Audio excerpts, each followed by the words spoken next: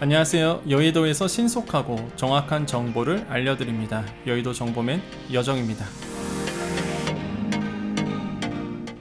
자, 오늘 내용은 2차 추경 진행상에 대해서 좀 정리를 해드리겠습니다. 많은 분들이 많이 궁금해하시고 물어보셔갖고요.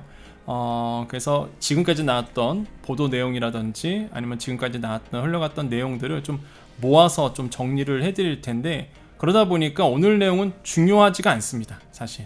그래서 시간 되실 분들만 보세요.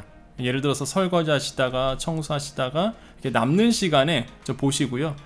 아직까지 2차 추경이 정해졌다든지 구체적인 안이 나왔다든지 이런 내용이 아니기 때문에 미리 말씀드립니다. 시간 되실 분들만 짜투리 시간에 보시면 되겠다라고 말씀을 드립니다. 자, 바로 들어갈게요. 자, 2차 추경 진행상 3월 14일 기준으로 좀 말씀을 드리겠습니다. 방식에 따라서 추경 규모가 달라질 수 있다라고 이제 지금 얘기가 나오고 있죠. 그래서 윤 당선인이 인수위에서 코로나 위기 대응 TF를 설치해서 코로나19 피해 지원 방안을 논의를 했습니다. 그래서 이제 당선인이 여의도 국민의힘 당사에서 13일 어제 기자회견을 열었었죠. 그래서 아마 뉴스에서 많이 보셨을 겁니다. 코로나 비상대응 특별위원회를 설치하겠다라고 하면서 코로나 특위에 대해서 이렇게 얘기를 했습니다. 영세 자영업자와 소상공인에 대한 신속한 보상, 손실보상과 방역 의료 문제 등을 종합적으로 다루게 될 것이다 라고 얘기를 했는데요. 이 코로나 특위는 사실 어제 있었던 그 인수위원장 얘기하면서 같이 나왔던 내용입니다. 그래서 지금 소개하는 내용은 이제 소상공인 내용만 이제는 추린 거죠. 인수위원장 이제 안철수 전 의원이 됐고요. 그래서 안철수 인수위원장이 본특위, 그렇죠? 코로나 비상대응 특위 위원장으로 겸직하는 것으로 이제 결정이 됐죠. 그래서 책임감 있게 챙길 수 있도록 할 것이다 라고 윤 당선인이 이야기를 했습니다. 이어서 질의응답이 있었어요, 기자들하고. 그래서 이런 질문을 했습니다. 자, 선거 과정에서 소상공인 지원에 대해서 말씀하셨는데 이건 기자가 얘기한 거예요. 자, 지원금은 언제 정도까지로 보느냐, 그러니까 어느 정도까지로 보느냐라고 이제 질문을 했습니다, 기자가. 그래서 윤 당선인이 이렇게 대답을 했습니다. 제가 기본 1,000만 원 정도는 될 거라고 말씀을 드린 거고, 실제로 손실 내역에 대한 여러 가지 기준을 잡아가지고 지수화도 하고 등급화도 해서 준비를 하고 있다. 그래서 그 부분까지 전부 아우러서 이것이 또 방역이라든지 이런 거하고 연결되는 문제이기 때문에 이것은 인수위원장께서, 그죠? 인수위원장의 안철수 전 의원께서 인수위원장께서 직할을 하시게 되는 것이 낫겠다. 그렇게 해서 안철수 대표가 겸직하게 되었다라고 이야기를 했습니다. 그래서 아마 이제 구체적으로 좀 진행될 것 같은데, 제가 이 내용을 왜 말씀드리냐면, 또 저기 이 인터뷰 나오고 나서 되게 자극적인 기자들이 많이 나왔죠. 그래서 어떤 신문사는 말 그대로 1,000만 원을 뛰어넘는, 말 그대로 50조를 뛰어넘는 100조 원의 어쩌고저쩌고, 저는 깜짝 놀랐습니다. 100조 원의 추경이 어쩌고저쩌고 막 이런 신문사도 있어요. 유력 신문사도 그런 보도를 내더라고요. 근데 사실 현실 가능성 없어 보이고, 아무튼 간에 좀 자극적인 거는 좀 여러분께서 필터링을 해주셔야 됩니다. 이게 팩트예요. 어제 나왔던 내용 요게 팩트고요. 그 다음에 이제 두 번째로 윤 당선인이 소상공인 자영업자 피해 지원을 위해서 필요하다고 언급한 재정 자금 규모는 이제 50조 원이다. 이미 말씀드렸었죠, 제가. 이미 공약에 나왔던 거기 때문에. 그래서 지금 나오고 있는 내용이 규제 강도와 피해 정도를 비례해서, 요건 공약에 나와 있는 내용입니다. 규제 강도와 피해 정도를 비례한다는 얘기는 이미 공약집에 나와 있는 거야.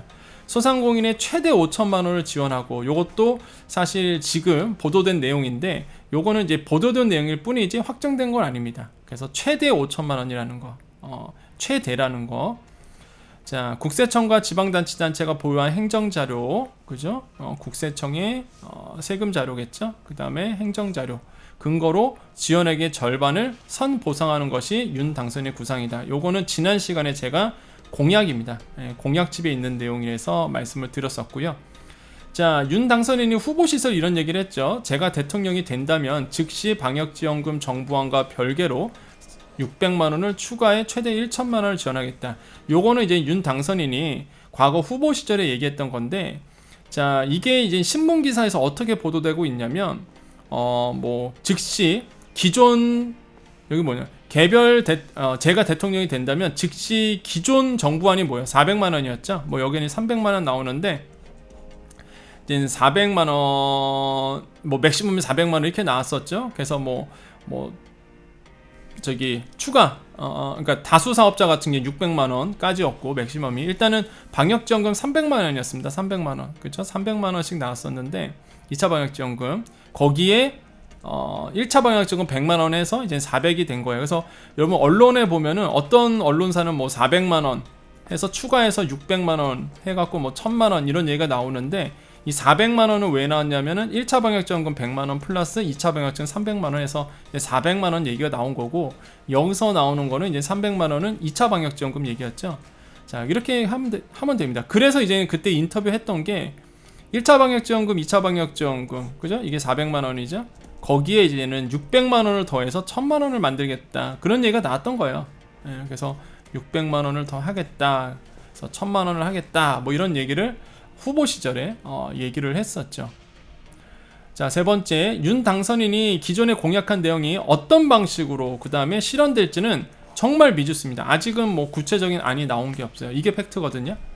근데 지금 시장에서는 지금 보도된 내용을 종합해 보면 종합적인 예상 가능한 방안은 이렇게 얘기를 하고 있습니다. 자, 첫 번째 안 1안, 예상 가능한 1안. 자, 소상공인의 일시현금 지원 방식의 방역지원금을 600만 원 추가로 지급하고 손실보상 제도도 손보는 투트랙. 자, 이게 뭐예요? 아까 말씀드렸죠? 자, 방역지원금 특징이 뭐라고 했죠? 우리 소상공인분들 잘 들으셔야 되는데, 방역지원금과 손실보상과는 성격이 다르다라고 제가 매번 말씀드렸죠. 자, 방역지원금 뭐예요? 그냥 일시불로 주는 거예요. 그죠? 자, 현금, 일시현금 지원입니다. 이게 뭐냐면 뭐랄까 이벤트성으로 주는 게 방역지원금이에요. 근데 손실보상은 이거는 이벤트가 아니에요. 손실보상은 법제화되어 있습니다. 우리 여정 패밀리님들 오랫동안 저를 구독하신 분들은 잘 알고 계시죠? 손실보상은요 법제화가 되어 있죠. 이거는 이제 법이에요. 법. 손실보상 법이 통과가 됐잖아요. 그래서 무조건 줘야 돼요. 이거는 손실이 나면 앞으로 소상공인분들이 뭐 코로나19 뿐만 아니라 어떤 특정한 재해라든지 특정한 어떤 문제로 인해서 코로나19처럼 손실이 받는다 그러면 앞으로 계속 좋을 수밖에 없는 겁니다. 이게 법이기 때문에. 그러니까 성격이 달라요. 방역지원금과 손실보상은. 여기서 그래서 나오고 있는 겁니다. 일시현금 지원 방식의 방역지원금 을 600만원 추가 지급한다. 그 뜻은 뭐예요? 금방 말씀드렸던 400만원 받았죠. 방역지원금 거기에 600만원을 추가해서 이제 1000만원이 되는 거죠. 그렇죠? 그래서 600만원을 추가 지급하고 플러스 손실보상 제도도 이제는 손을 보는 거죠. 더 많이 줄 수 있도록. 그래서 이런 게 투트랙 방식에 해서 첫 번째 안이 지금 조금 시장에서는 좀 정치권에서는 좀 예의가 나오고 있습니다. 근데 정해진 건 아니에요, 여러분. 그래서 요거에서 좀 자세히 설명드리면 정부는 올해 초 320만 명에게 소상공인 300만원, 이게 2차 방역지원금이죠. 지급하는데 9조 6천억 원의 예산을 썼죠. 그죠? 요거 지난 영상에서 다 소개해드렸죠.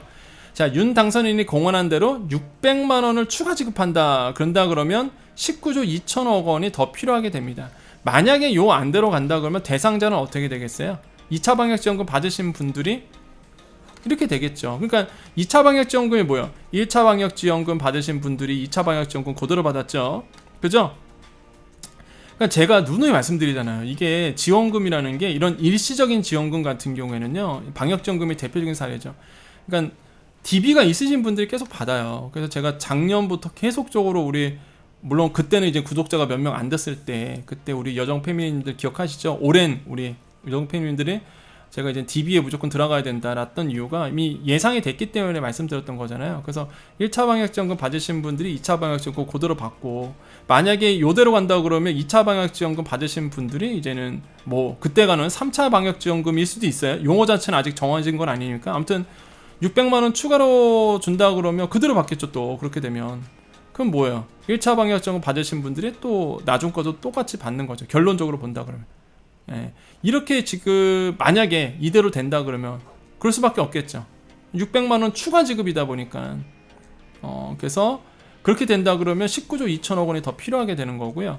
방역지원금을 더 주고, 그죠? 투트랙이라 그랬잖아요. 방역지원금 600만 원 더 주고 손실보상도 이제는 확대 한다 그러면 이제는 추경 규모가 20조 이상이 되는 거죠. 근데 여기서 여러분께서 이제 팩트를 보셔야 될 게, 뭐 지금 신문사에서 나오는 이제 50조 추경 뭐 이런 얘기가 나오잖아요. 50조를 뭐 당장 추경한다는 얘기는 아닙니다. 자, 요거는 이 안을 보면서 내가 좀 말씀드릴게요. 자, 두 번째 안이 좀 흘러나오고 있는데, 이거는 뭐냐면 손실보상 제도만 개편해서 보상액을 늘려주는 방식, 이게 이제 논의 과정에서 이제 결정될 것으로 보여주고 있습니다. 그 뜻은 뭐냐면, 일단은 이제는 뭐 50조 추경 막 이런 얘기가 나왔는데, 요거는요 일단은 손실보상 제도만 개편해서 손실보상으로 이제 지원해 주는 거죠. 방역지원금 이런 게 아니라 당장 2분기부터 손실보상 대상과 금액을 모두 늘리려면 수존의 예산이 더 필요하게 되죠. 소급 적용이 뭐냐면은 이제는 우리가 그 손실보상이 3분기부터 줬었죠. 21년도 3분기부터 손실보상법이 통과가 되면서 3분기부터 주기 시작했습니다. 그래서 요 3분기 줬고 지금 4분기 주고 있고 이런데, 소급 적용이 이제 소상공인분들이 요구하고 있는 거죠. 그 전까지 주라 이거죠. 2분기, 1분기. 왜냐하면 21년도도 코로나 때문에 피해를 받았으니까. 그래서 소급 적용까지 검토한다면 필요한 예산은 더욱 많아질 수밖에 없다. 그래서 손실보상 제도만 바꿔서 향후 지급액을 점차 늘린다 그러면 뭐 장기적으로 50조 원의 보상을 하는 방식, 그러니까 이번에 주는 게 아니라 그냥 장기적으로 50조 원은 공약을 했기 때문에 이거를 한꺼번에 주는 게 아니라 장기적으로 좀 나눠서 보상하는 방식으로 갈 수도 있다. 그렇게 되면 이제 추경 규모는 좀 줄어들 수밖에 없었죠. 이번에 이제 2차 추경 같은 경우 이런 식으로도 줄 수도 있습니다. 그래서 여러분께서 이제 보셔야 될 게, 요런 안들이 지금 조금 정치권이나 아니면은 시장에서 좀 나오고 있다는 사실만 기억해 주시겠고, 제가 영상 초반에 말씀드린 것처럼 사실 정해진 거는 아무것도 없습니다. 이제 사실 인수위가 구성이 된 부분이기 때문에 뭐 정해진 거는 아무것도 없다. 근데 이제 이렇게 좀 흘러가고 있다는 것만 좀 보도된 내용, 그 다음에 이런 것들 종합해서 좀 제가 정리를 해드린 거다라고 말씀을 드리겠습니다. 자, 변수도 있어요. 사실 이제 과연 윤 당선인이 얘기한 것처럼 될 수 있을까? 라고 해서 봤을 때 이제 변수 부분도 좀 말씀드리겠습니다. 첫 번째는 유가가 변수가 될 수 있습니다. 왜 그러냐면, 당장 정부가 4월 말로 종료 예정이던 유류세 인하를 3개월 연장 더했죠. 그럼 세수가 1조 3천억 원이 줄게 됩니다. 왜냐하면 유류세를 받아야 되면은 예상했던 것보다 3개월 연장했단 말이죠. 유류세 인하를. 그렇기 때문에 지금 3조 3천억 원이 이제 줄게 생겼죠. 그럼 이거를 이제는 좀 반영할 수밖에 없고요. 유류세 인하율을 확대한다, 이런 얘기는 뭐냐면, 이제 유류세 인하율이 있습니다. 이 인하율을 지금 정치권에서 이런 얘기를 해요. 인하율을 확대하자, 이런 얘기를 하거든요. 그러니까 유류세 인하는 3개월 연장을 했는데 이거 갖고 안 된다. 기간 연장이 아니라 유류세 인하율을 확대해서 조금 더 기름값이 싸게끔 만들자, 이런 얘기가 나오고 있습니다. 그래서 과연 이게 현실화될지는 모르겠지만, 만약 그렇게 된다 그러면 세수 감소분이 더 늘어나겠죠.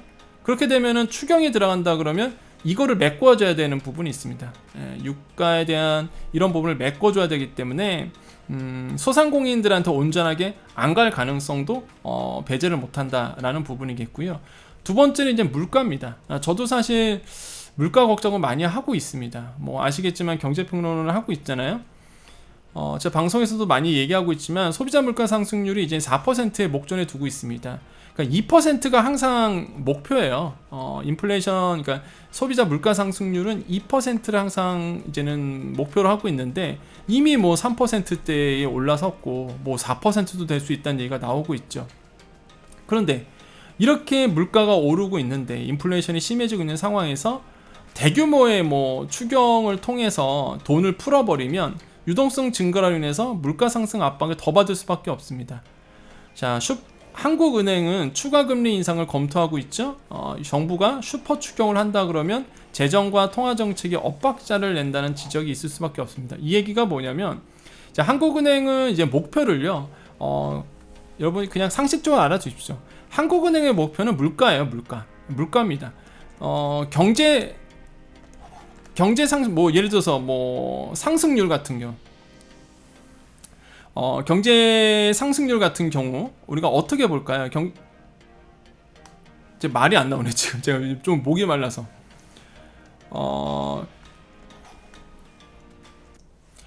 네네. 지금 제가 전화가 왔는데, 이 전화를 받아야 되나 말아야 되나 막 지금 막 고민했었거든요, 사실. 급한 전화라서 전화를 받아야 되나 말아야 되나 하다가, 그래서 막 머릿속엔 저걸 받아야 되나 말아야 되나 이러고 있고, 지금 말하다 보니까, 좀 제가 뜸을 들였습니다. 예, 통화를 했습니다. 잠깐 통화를 하고.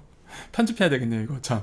아무튼 그 경제 성장률 같은 경우에는 이제 기재부에서 신경 쓰는 거고, 한국은행은 이제 물가 신경 쓰는 기관인데, 그러니까 이게 그런 얘기예요. 사실 이제 그 한국은행은 이제 추가 금리 인상을 검토하고 있는데, 뭐 정부는 막 이게 여기는 돈을 쬐이고 있고 여기는 돈을 풀고 있어. 돈을 푸니까 재정과 통화 정책이 이제 엇박자를 낸다, 이런 모양새가 이제 나온다는 거죠. 그래서 이런 비판도 이제 받을 수가 있다, 뭐 그런 얘기고요. 재원 마련 잠깐 보겠습니다. 이게 가장 중요하다고 봐요, 저는. 과연 재원 마련을 어떻게 할 것인가. 그러니까 제가 말하는 이 변수는요, 아마 이제 추경이 들어가게 되면 논란이 많아질 내용입니다. 유가 때문에 뭐 또 정치권에서 뜨거울 수 있고요. 또 물가 어떻게 할 거냐고 또 정치권에서 또 얘기가 나올 수 있고요. 재원 마련 또 어떻게 할 거냐고 또 나올 수가 있어요. 그래서 변수입니다. 말 그대로 우리가 생각했던 추경이 안 나올 수 있을 가능성도 있다.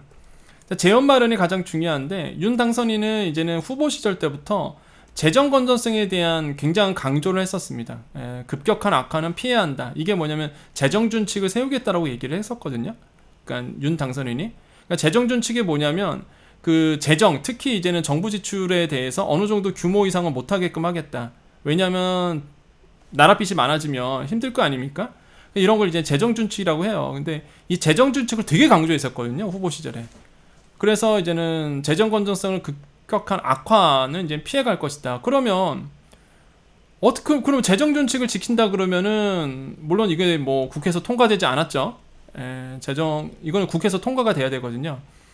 근데 일단은 재정 준칙에 대해서 강조했기 때문에, 그럼 재원을 어디서 마련하느냐? 자, 4월 이후에 세계잉여금, 이게 뭐냐면 어려운 얘기인데 우리 좀 지식의 수준을 좀 높여봅시다.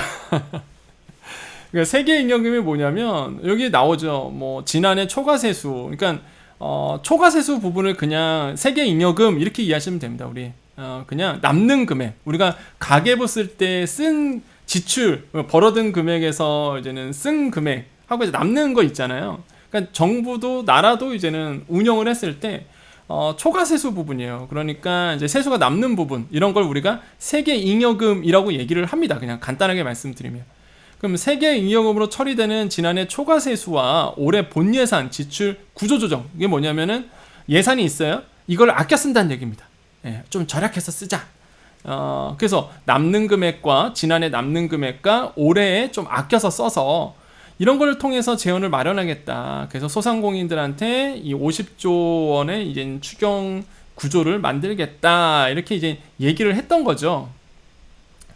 자, 그러나 올해 첫 추경 편성하면서 이미 11조 3천억에 대한 적자 구체를 발행한 상태입니다.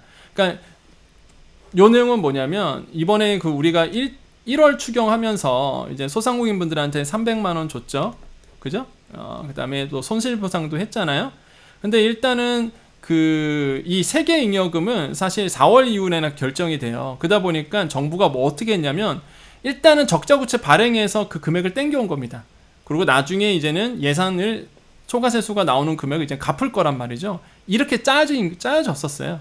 그래서 이미 11조 3천억에 대한 적자구책을 발행한 상태였습니다. 그래서 지난해 초과세수 중 일부를 이걸 갚는 데 써야 돼요.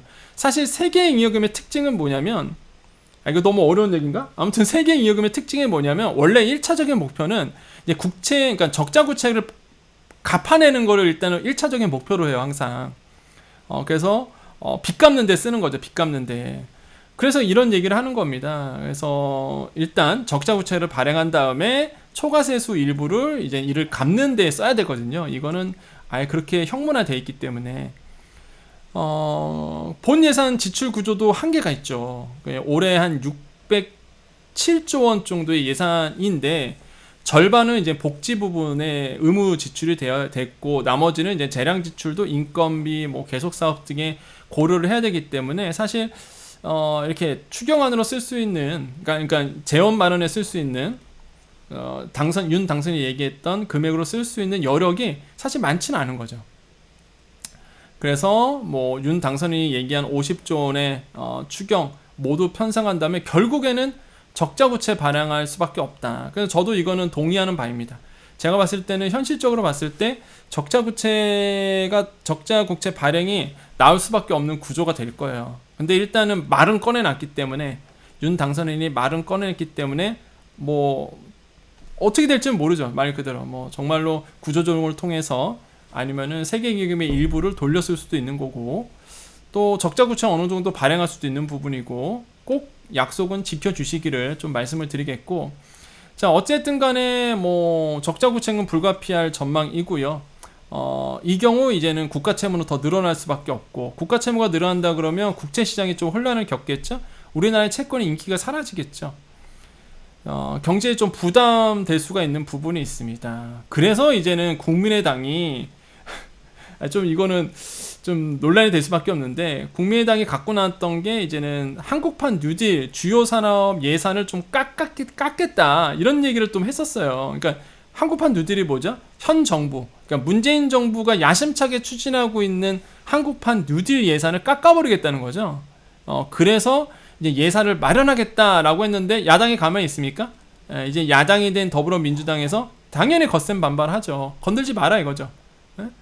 왜 우리가 마련한 이 한국판 뉴딜 예산을 깎냐 이거죠. 그래서 거센 반발이 일으킬 수밖에 없고 그래서 이제 사실 그 민주당이 협조가 없으면 아시겠지만 추경은 국회에서 통과가 돼야 됩니다.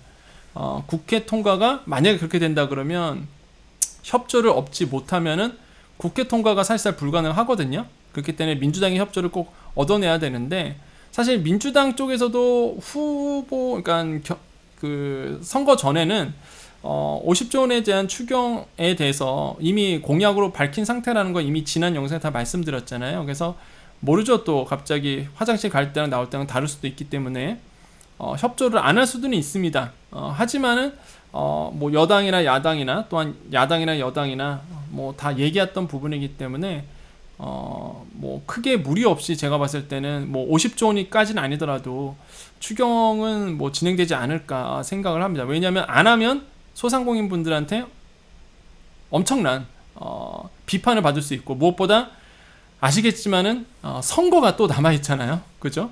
대선은 끝났고 지방선거가 남아 있기 때문에 뭐 여당이나 야당이나 또 신경 안 쓸 수가 없는 부분이겠죠. 소상공인들의 눈치를 봐야 되기 때문에 뭐 어떻게든 간에 추경안은 빠른 시일에 좀 통과되지 않을까 생각을 해봅니다. 그래서 지금 이 1안과 2안이 지금 논의되고 있다. 다시 한번 정리해보면은 방역지원금처럼 일시 현금 지원 이게 600만 원 치과 지급하고 손실보상도 늘려가는 이런 투트랙 이런 게 1안으로 또 하나는 아예 손실보상만 늘려서 주는 방안 이렇게 조금 얘기가 진행되고 있다라고 좀 말씀을 드리겠고요. 뭐 인수위에서 어떻게 뭐 결정이 될지 어떻게 진행될지는 뭐 지켜봐야 됩니다. 지지난 영상인가요? 제가 그때 이제 말씀드렸었잖아요. 인수위가 꾸려져야지만 알 수 있다. 근데 확실히 제 말처럼 됐네요. 진짜 인수위에서 TF를 만들었네요. 그죠? 여기서 인수위에서 코로나 비상 대응 특위 TF를 만들어서 여기서 이제 인수위원장이 진행하는 걸로 결정이 된 거는 요건 팩트고요.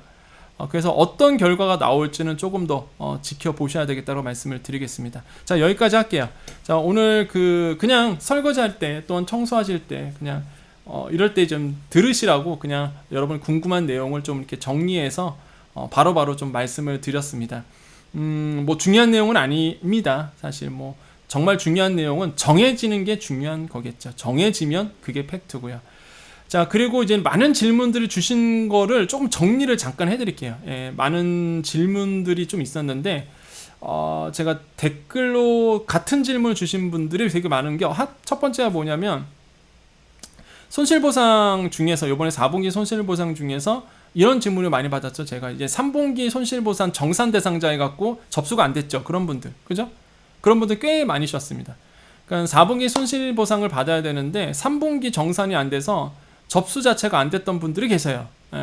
다 아시죠? 그런 메시지를 받으신 분들은 답답하시죠, 지금 굉장히. 그래서 제가 콜센터 쪽에 전화를 했습니다. 그래서 전화를 해서 제가 질의를 했는데 그쪽의 대답은요, 일단 3월 중순부터 3월 말까지 이제 정산이 되는 걸로, 그 당시에 이제는 3월 중순부터 3월 말까지 정산 처리를 할 것으로 지금 스케줄에 잡혀 있다고 합니다. 그래서 지금 어떤 분들은 3월 29일에 이제 정산이 끝난다라고 해서 뭐 콜센터 쪽에서 얘기를 들었다. 3월 29일에는 끝난다라고 어떤 분들은 그렇게 얘기하고 있는데, 일단은 제가 이제는 기관 쪽에 질의한 결과는 아직 그 날짜는 나오진 않았고요. 뭐 공지사항으로 나왔다 얘기를 하는데, 제가 질의한 결과는 뭐 아직 날짜까지는 정확한 건 나온 건 아니고, 적어도 3월 말까지는 3분기 정산은 끝나서 그때쯤 3월 말쯤 그런 분들이 이제 지급할 예정이다. 이렇게 이제는 제가 답변을 받은 상태입니다. 아시겠죠? 자, 이게 이제는 많은 질문 중에 하나였고요. 또 한 가지는 이제 서울시 소상공인들 임차 보증금 지원 100만 원 아시죠? 그게 또 연장이 됐어요. 그게 또 연장이 됐습니다. 무슨 얘기냐? 100만 원씩 임차 지원금을 주기로 했는데 지원할 사람 지금 반도 지원 안 했다고 그러더라고요, 지금. 제가 듣기로는 거의 한 반밖에 지원을 안 해갖고 예산이 남아갖고요. 추가로 또 지급을 받기로 그러니까 신청을 받기로 했습니다. 기간을 또 늘려줬어요. 무슨 얘기겠어요?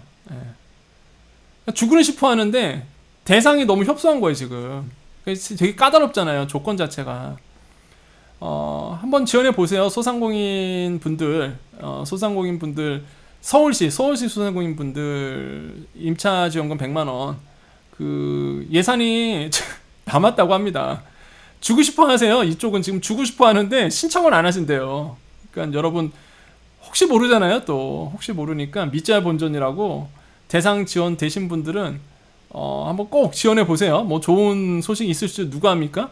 지금 이쪽은 주고 싶어 하는데 그러니까 이런 것도 빨리 눈치껏 한번 빨리 지원해 보시고요.